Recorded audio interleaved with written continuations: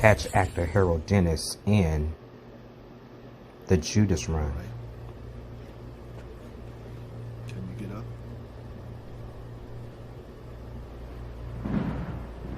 Where's the device, Miss Frank? Pronouns. So?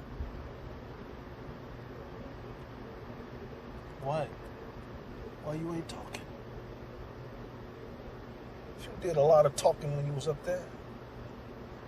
Now you got nothing to say to me. I didn't invite you. And fear. All right, Stevens. If you could mess around with one famous black woman, who would it be? Don't hold back either. I'm not going to answer your question. Man, loosen up. As you can see, there's nothing happening out here tonight. So, try to have some fun.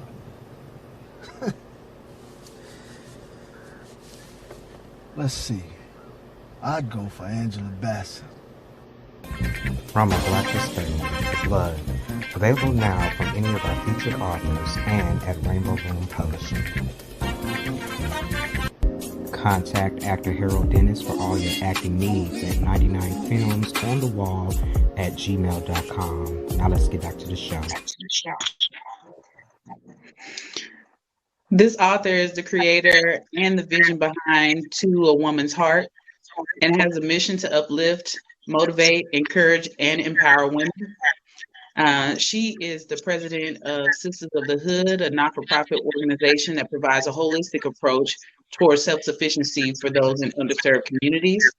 Her passion is to work with those less fortunate, and she is the author and also a contributor to the people with My House Cried Tears. We want to welcome Miss Renee Thomas. How are you, Renee? I'm good, Robyn. How are you? It's good to see you. I'm great, thank you. We'll go ahead and get started with your reading. Okay.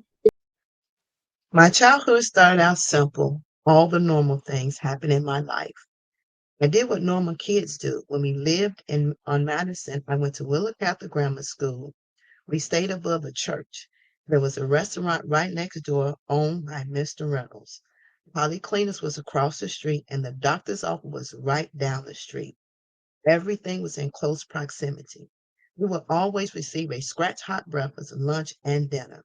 We girls very rarely ate restaurant food, and soda pops were out of order. We drank lemonade, Kool-Aid, iced tea, and water. Every time we ate dinner, it came with a dessert. My mother would get up before day to cook. My mother was a housewife, and my father was a construction worker. We had friends that lived up above us, and we had friends that stayed next door. The good part about that was the building was so close that we could climb out of our windows and go into the other's house. Our playtime consisted of throwing rocks at the rats in the fence. I used to love to eat grits and sausages, but one day my mother was cooking. I got a plate, piled it up with some grits, put my sugar and butter in them, and went back to get my sausages. I heard clock, clock, clock. There were at least 4 roaches that had fallen from around the light. Now, mind you, my mother was a clean woman, but the people who lived upstairs were so neat, so nasty. That was the last day I ate grits. We used to have to clean house faithfully on Fridays. I never had a problem with cleaning. My mother would go to the laundromat, and one day she came home. We had put on some of the clothes, and my sisters began to itch. My mother later found out that some fiberglass curtains had been washed in one of the washing machines. So she started running us some water and rubbing us down with calamine lotion. Not long after that, I developed tonsillitis, so much so that my whole face was swollen and my ears disappeared into my face. It looked like someone had blown air in my face. My mother was taking me to the doctor, and as I walked out the door waiting on my mother, I looked down the stairs and there was a prostitute in the hallway, squatting, using the bathroom. Someone had forgotten to lock the door. I ran back and told my mother. She said, "Don't worry about it. I'll clean it up." I thought that was the most disgusting thing ever. Why would you want to clean up someone else's mess? But she did when we got back from the doctor. My mother was so quiet, mild-spoken, had the prettiest smile. My one sister loved to read and watch TV. I don't know if the other sister really had anything she loved to do. I was the cleaner. Fridays were a clean day, so we cleaned. We had this dining room set, and one of the chairs was broken. When you sat in it, the seat would go through and the legs would open up. I was told to discard the chair, so I sat on the back porch until I finished cleaning. Then I would take it all down to the garbage. It didn't make sense to run up and down the stairs. My daddy came home in a three-piece suit and a job hat with a feather in it, and he wore Stacey Adams shoes. He proceeded to go out on the porch and sit down. I heard it crack. Before I could tell him not to sit in the chair, I ran to the door and he was going down the stairs. Mind you, the back stairs were winding wood stairs. His hat was still on his head and he was cussing down. I knew when he hit the bottom, I would get the whooping of my life. But at that time, I didn't care because it was funny as hell. When he got to the bottom, there was a porch, then a drop, and then the backyard. He hit the porch, dropped into the backyard, and slid right in between two garbage cans. He got up, dusted himself off, and I got my behind torn up. But it was okay. I got a good laugh. Right after that, I remember my mother saying we had to move. We were moving way west to a house and a park right across the street where we could play freely. My last experience before we moved off Madison was when Dr. King was assassinated. I remember being in school and I was the only one responsible for going and getting my two sisters. And then we would walk home. My mother knew from where we walked that we should be home at a specific time. But this day was different. School let out, and I got my sisters. People were running all over, bursting bottles, and I told my sisters, let's walk fast.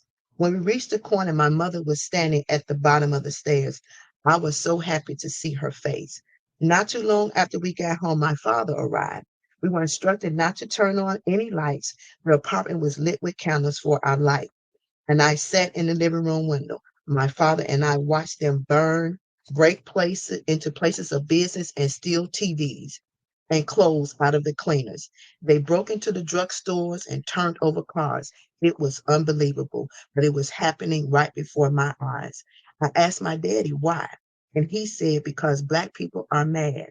They murdered Martin Luther King. By the time daybreak hit, Madison Street was torn up and it would never be the same again. I couldn't fully understand why at the time. I just knew people were mad. Right after that, Madison Street became a part of my past, but I would always remember some parts. Thank you so much for that reading, Renee. I just want to talk to you about that prostitute in the hallway. No, but seriously, growing up as a little girl, you had a lot of things that happened in this two-parent household that were for your good and some not. So this story, from what I read, I think that there was a timeline from like maybe 15 to 18 years that you discussed. And eventually you started to internalize your feelings because of the trauma you experienced. For example, your father ended up dragging you through the park and kicked you out of the family home. This was all due to a misunderstanding you were unable to explain to him because of his authority. Can you discuss with us how a lack of being able to communicate caused you to shut down? And how do you deal with yourself today and give yourself grace? First, I had to understand that my father's mother passed when he was a baby. So he was Mm-hmm. tossed from household to household. His idea of taking care was just paying bills. So he was not a touchy-feely kind of person. And so Mm-hmm. when he drugged me through the park, I was in disbelief because he's my blood, not my stepfather. He is Mm-hmm. actually my real father. And the Yes, most embarrassing part, it was in the middle of the summer, and everybody is outside in the middle of the summer. And I had to deal with that. And then to be his child and tell me I'm not welcome back in the house, that didn't sit well with me at all. So I feel like, I'm just a throwaway. That's how I really felt. I was ma'am. being thrown away. I wasn't being cared for and I wasn't being loved until I internalized a lot of things. But then as I got older, I started to understand when you don't know yourself, when you don't know how to express love and you wasn't given the love that you needed, that's what happened to you. you pass Hmm. it on. It's a domino effect. And Yeah. so I had to not hold him accountable for what he didn't know. And I had to take what I experienced and learn and try to share with others and help others with the trauma that I experienced. Thank you so much for that, Renee.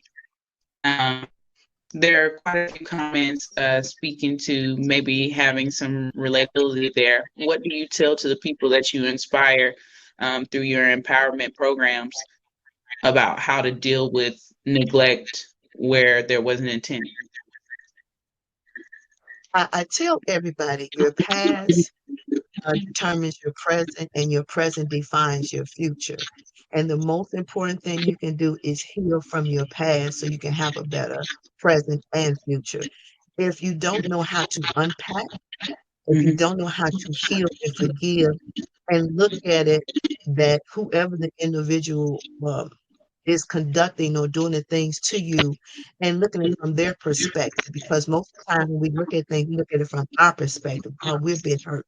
But we don't understand maybe there's a trauma on their side that they need to look at and try to digest it that way and not hold on to it. I mean, it's an experience, and everything that we go through, the message, there's always a message in the middle of the madness. And that's what I tell everybody I talk to.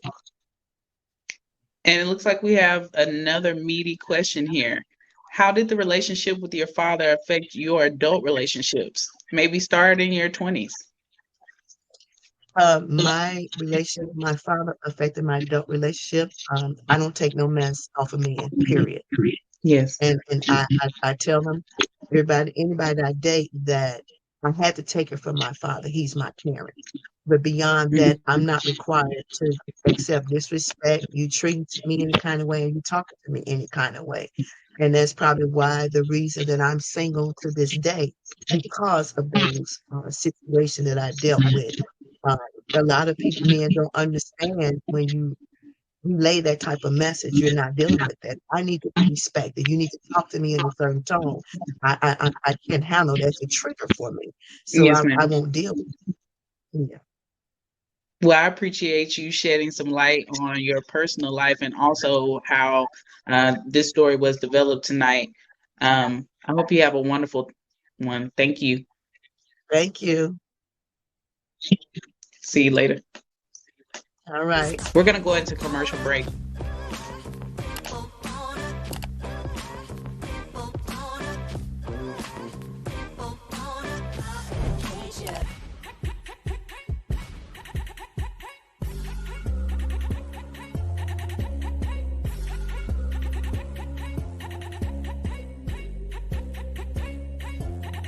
Surly, keep doing your thing, bro. Step your t-shirt game up. Surly. Hello, my name is Tamika Lyons, and I am the founder and owner of Brown Babies Books.